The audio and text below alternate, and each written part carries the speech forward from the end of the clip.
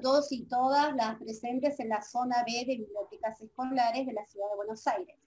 Desde la Biblioteca Digital Distrital, hoy llevamos a cada escuela una hermosa sorpresa. Nos acompaña el escritor Sebastián Vargas, que siempre nos deleita con sus libros. Recordamos algunas de sus obras: Mitos de transformación y disfraz, Piratas, Son tuniques, Sabias palabras de Oriente.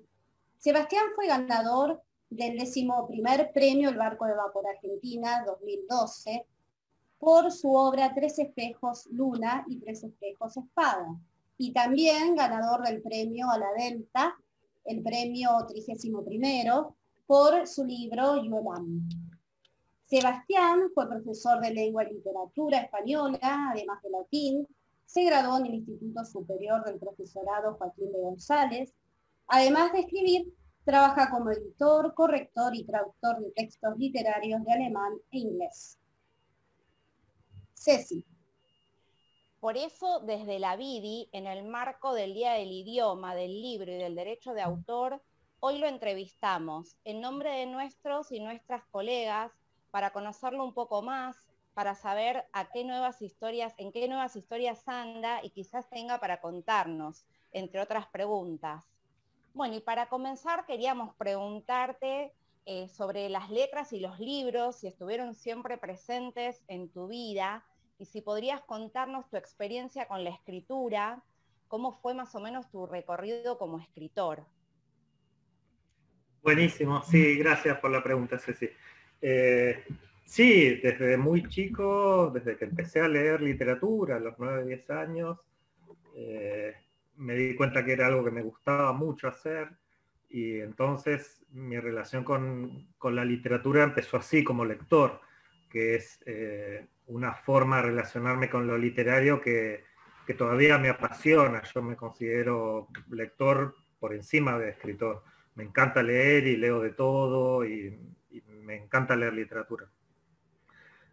Cuando tenía 11 años más o menos, empecé aparte a escribir, pero no porque quisiera ser escritor en ese momento, sino como una forma de expresarme, de expresar las cosas que pensaba, que sentía. Escribía en cuadernos marca Gloria, tapa naranja con espiral, y empecé a escribir, y escribía montones de esos cuadernos.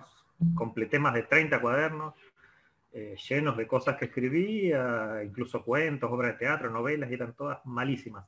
Pero toda esa escritura me fue dando como una práctica de escribir, y me di cuenta que eso era algo que me gustaba también, y lo incorporé en mi vida. Incorporé la idea de contar historias por escrito como algo que ahora forma parte de mi vida.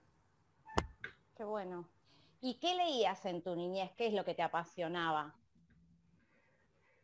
Primero leí los libros para chicos que había en mi casa, que eran solo 3. Había 3 libros para chicos en mi casa, que eran El Principito, La Isla del Tesoro y Corazón, del Mundo de Amici.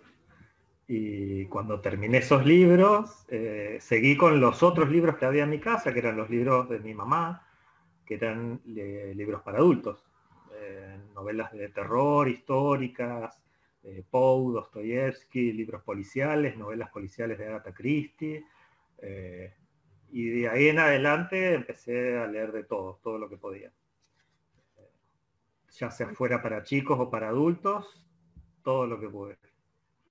Sebastián, algunos de tus libros están situados en China. ¿A qué se debe esta decisión?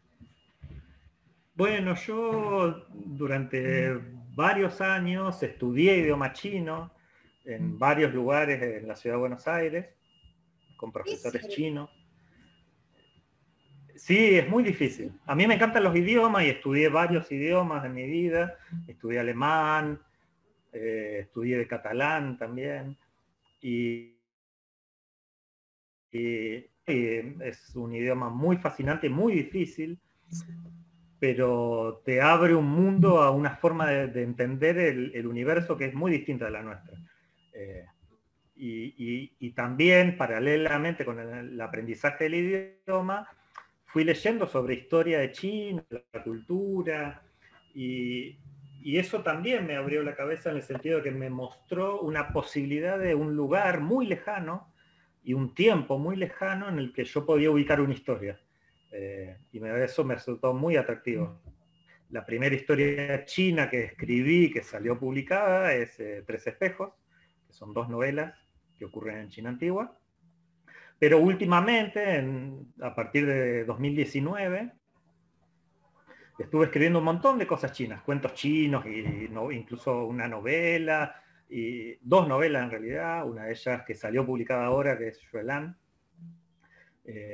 Pero estuve escribiendo muchas cosas chinas, así que sí, es una posibilidad para ubicar una historia de imaginación y de fantasía que siempre me resulta atractiva.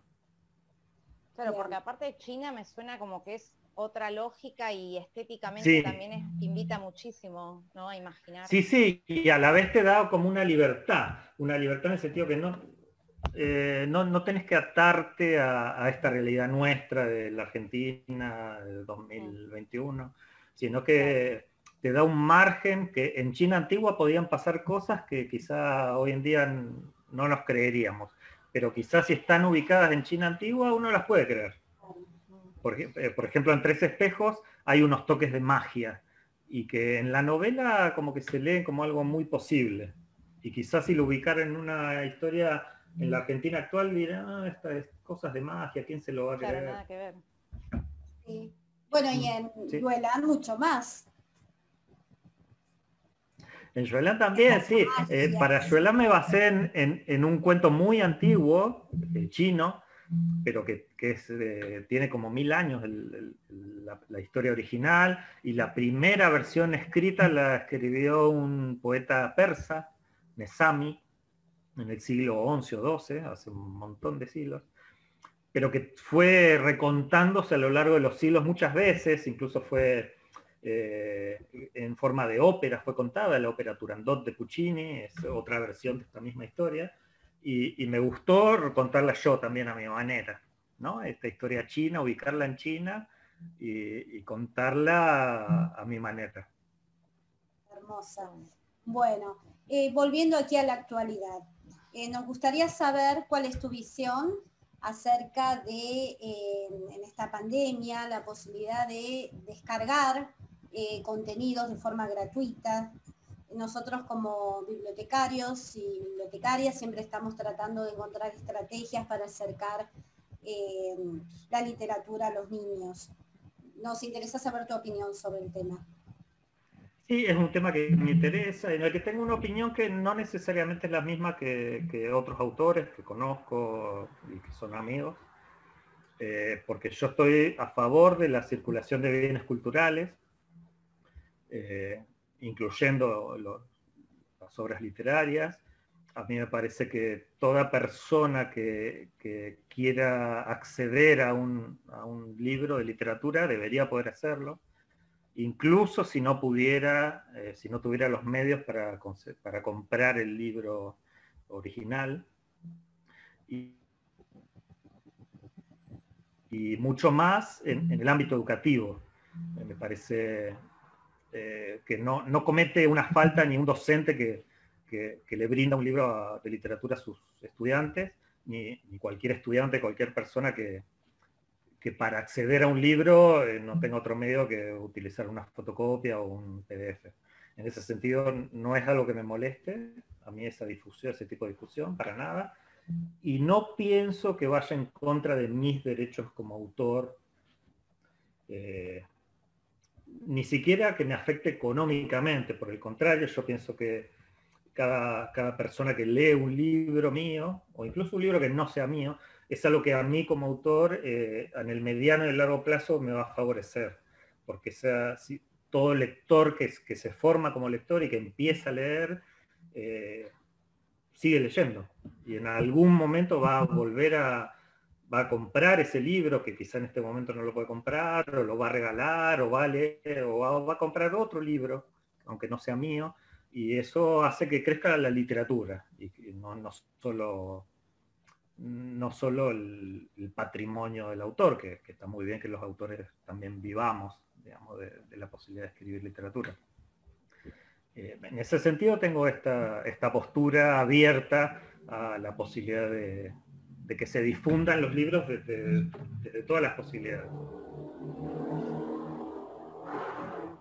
Claro, pensaba que más que todo en este contexto de pandemia, bueno, por supuesto, esto es muy... Esta difusión se instaló sí. entre distintos autores porque se empezó a usar mucho todo lo que es digitalizado, PDF, para compartir para clases Sí, y virtuales. algunos se ponen un poco talibanes y acusan de criminales a alguien si baja un PDF.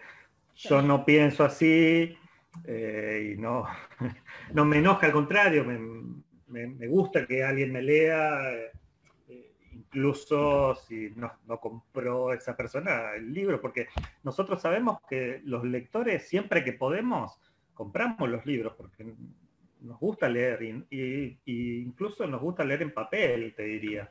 Sí. Si está la posibilidad. Cuando no está esa posibilidad, yo por ejemplo, que soy profe de lengua y literatura, todos los años que hice la carrera, no todos los libros que leí y que tuve que leer para estudiar, los pude conseguir originales. Ni siquiera te diría las novelas, muchas novelas yo las compraba usadas en Parque Centenario, en Primera Junta, pero tenía que leer capaz 30, 40 novelas por materia, no tenía plata para... Yo alquilaba un departamento, un ambiente, no tenía plata para comprar todos los libros que hubiera querido. Y en ese sentido algunos los conseguía prestados o los fotocopiaba, libros teóricos que nunca se consiguieron acá en el país, de alguna forma los tenía que leer, o sea que en ese sentido, sobre todo como dice Ceci, en este contexto, donde todo se dificulta más, todo es mucho más difícil ahora en pandemia, yo prefiero priorizar que siga circulando la literatura, que los bienes culturales lleguen a las personas, antes que una ganancia económica a corto plazo que no es mi prioridad como autor ni como docente. Claro. Bueno, y ya que hablamos de este contexto, te queremos preguntar con respecto a este nuevo aislamiento, donde las y los ciudadanos tenemos un compromiso social y sanitario. ¿Cómo viviste y cómo vivís actualmente la pandemia?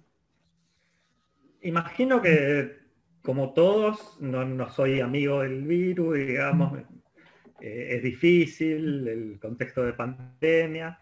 Dentro de todo yo no lo pasé mal, o sea, lo puedo llevar mucho mejor que mucha gente porque yo puedo trabajar online desde mi casa, mi trabajo en el ministerio como editor y corrector, el Ministerio de Educación de la Ciudad de Buenos Aires, como editor y corrector lo puedo hacer desde mi casa, o sea, a distancia.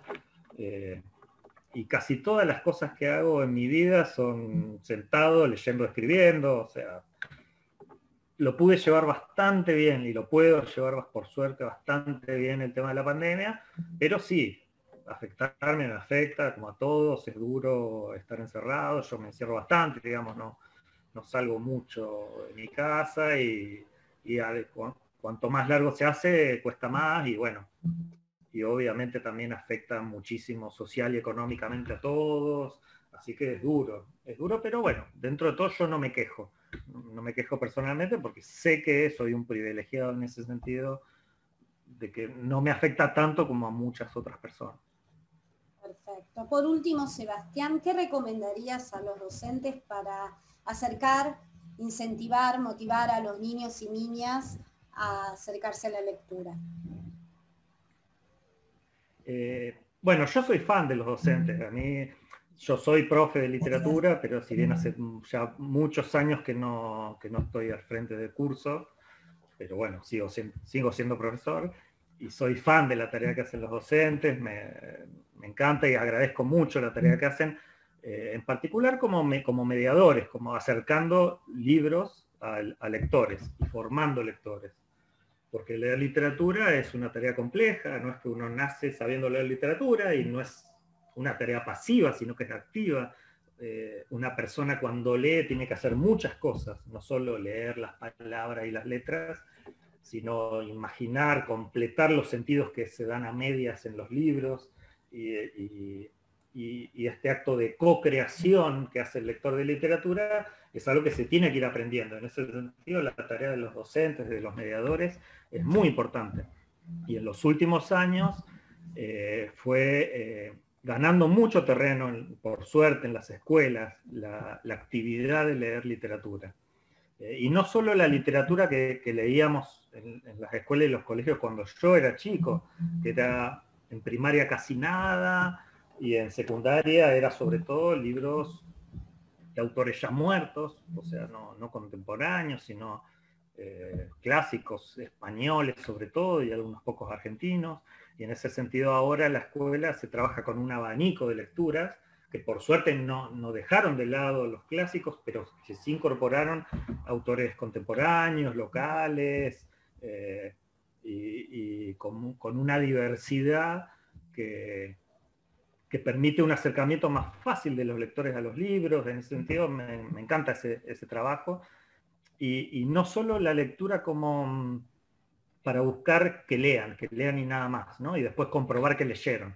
No, a ver, en el capítulo 4, ¿qué dijo Menganito? Pero no, sino un trabajo más profundo con lo literario, porque que permite hacer notar que leer literatura es un bien en sí mismo, que no necesitamos leer para tomar la sopa o no pegarle a nuestro hermano, sino que leer una historia y entenderla y completar esos sentidos es en sí algo bueno y algo que ayuda a las personas y que es agradable, que vale la pena incorporar como actividad. En ese sentido, eso los docentes se están formando en esa forma de ver la literatura y incorporarla a las aulas, y yo lo agradezco mucho y les diría que, más que darles consejos, que gracias por eso y que sigan adelante en ese camino.